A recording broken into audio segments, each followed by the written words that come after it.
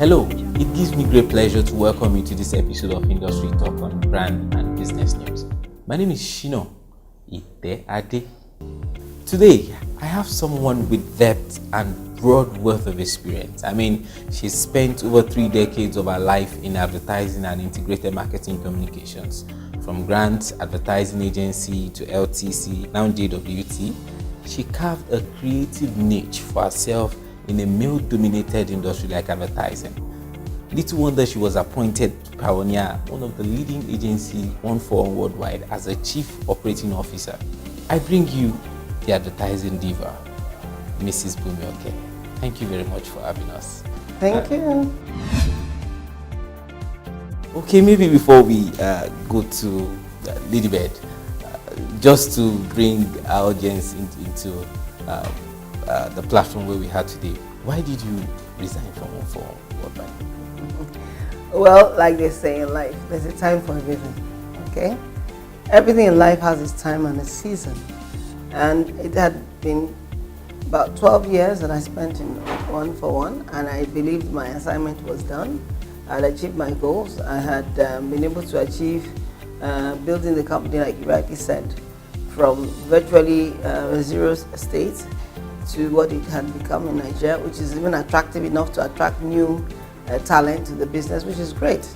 But having done that, I knew that I had other divine assignments, because I got into advertising purely by divine orchestration, and I found that almost every movement I've made has always been due to one, maybe I will call it this divine dissatisfaction with something that will tell me, you know what, it's now time to move to another level, or you got to do something else. And that's how I moved from LTC in those days, moved to Abuja, and got into 141, and moved from 141. It was just time. I'd always had the vision to set up LadyBird. I didn't know how, I didn't know when. I had had this vision over 20 years ago, to be sincere. And I got it in the revelation that I should set up a specialized agency where you'll have a lot of women in the professional industry that will bring about a different twist to creativity and strategic planning, considering the fact that majority of FMCGs and a lot of consumer impact is done by over 50% of the population. And so therefore I took what I'll call my divine adventure, and I decided that it was time to move out and step out, and that's really where I am now, and that's what has given birth to what is called LadyBird Limited. Now, LadyBird had been long coming, like I'd said. I just didn't know how the jigsaw puzzle will fit together. But as time went on, I first thought I was going to start with the yellow LadyBird. But I found out that by some divine fault, I'll call it my defiant streak, I got into having a personal brand color, which was pink. And then I researched a bit, and I found that there's actually a pink LadyBird. And the word LadyBird, if you read, it has a double play on the word, both in terms of ladies and the insect, which is a ladybird. Now, ladies in the sense that you're going to have a lot of effeminate contributions, because we want to bring just differentiation to the advertising creative project and thinking process. Because women and men do things differently, that's just reality. But they complement each other. And having said that, we need some new breath of life in the industry. You need some excitement, you need some color, some energy. And that's why, women generally, there's always what people say, oh, the feminine touch. Oh, I can see there's a lady around here. What is it? Is that edge that people bring, that you want to bring into advertising as well, and help clients sell more products? That's just the bottom line. We are business people. Having said that, the other point was the play on the fact that the insect ladybird is also a very useful, it's the only useful beetle in its category. All the other beetles, if you go into gardening, nurturing, and if you know what it takes, now that we're even going to agriculture, you find that in countries where you have a lot of flowering plants, you don't get them, but they're not, you have different species of ladybirds around the world. But the species I'm talking about specifically is pink, and you get them more in Native America and North America. But that's not it. The ladybird as a concept is the fact that you have that dotted little pretty bug, but it's a most useful bug. It gets rid of all the other bugs that are eating the problematic, problematic bugs that are in the field. So the ladybird actually is connoted with very good fortune and success. Because wherever you see the ladybird, you know that, oh, it has gotten rid of insects that are not useful. They help the farmer to groom, and more importantly, they're normally associated with grooming of the farmland. And therefore, if you look at it, even abroad, in places like the UK, they had a ladybird series, which had to do with the fact that it grows people's minds, children's minds. But that is not the ladybird we're talking about. Ladybird, we have a vision. I'm just trying to tell you that anyway you look at ladybird, it's a very positive and a very dynamic word. And therefore, I only say look out for the ladybird at this point. Okay, officially you've set out to service clients. What are your day-to-day activities like here in LadyBird? When you're building a brand, you've got several activities you've got to do. For example, you've got to do brand building for LadyBird as a business, okay? So that's part of our day-to-day strategy. We've got to also sell our proposition to our potential clients, and you were witnessing some of them that came in today. Because at the end of the day, you've got to understand where you're going. Don't forget also, like I said, LadyBird also has a mission, which is to also develop and empower a lot of women to know that they can achieve their goals and they can do great things in an advertising industry. So there's a training aspect. But this morning, that was part of our early morning, to see if everybody understands where we're going and what we want to do, and bring out the best in people. You also have other aspects of the fact that you've got to develop your resource base, both in terms of your professional resources and what have you. So there's a lot of work to be done, exciting. And you've also got to, what I call, market your business. So you've got to go out to potential clients, you've got to go out to potential suppliers, continue with what you know best, and also make your network work for you. Because it's not about that, it's about also letting people know you are doing something different and see how you can grow your business. Because I intend also not to be here for too long, because I also want to go on what I call long cruises at some point. I don't want to spend all my life working now, but I want to spend a good part imparting the knowledge I have onto other people who can now take the dream forward and do even greater things.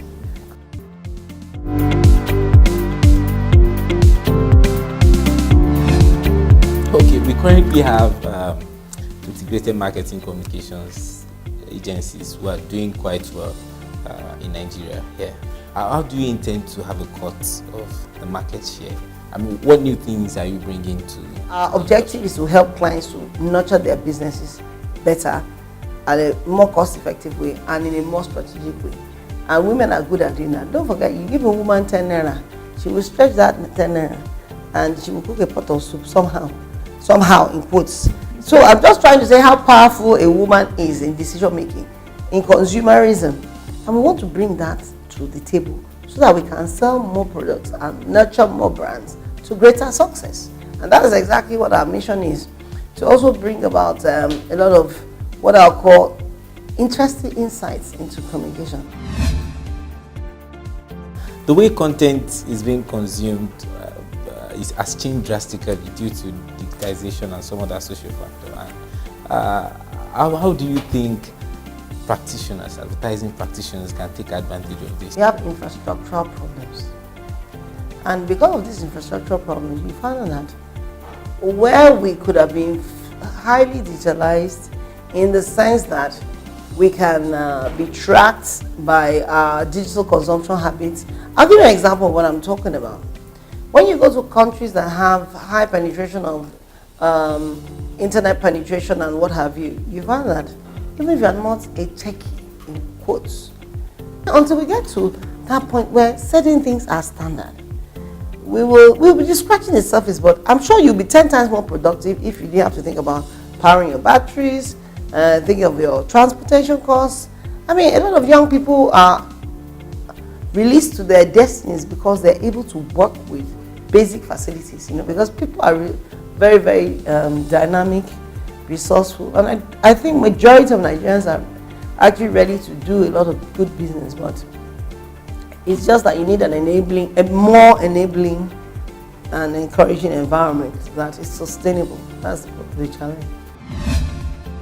All right, ma. In all fairness, how would you rate the pitching process for accountant clients in your industry?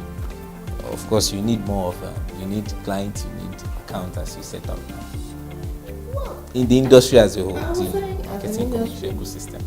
So far, I would say, in my career, I've had the fortune of having the opportunity to pitch on very professional levels. I found out that pitching is also a two-way track. You attract what you desire and what you stand for. I found that clients that actually appreciate what you do and know what you're doing in terms of your standard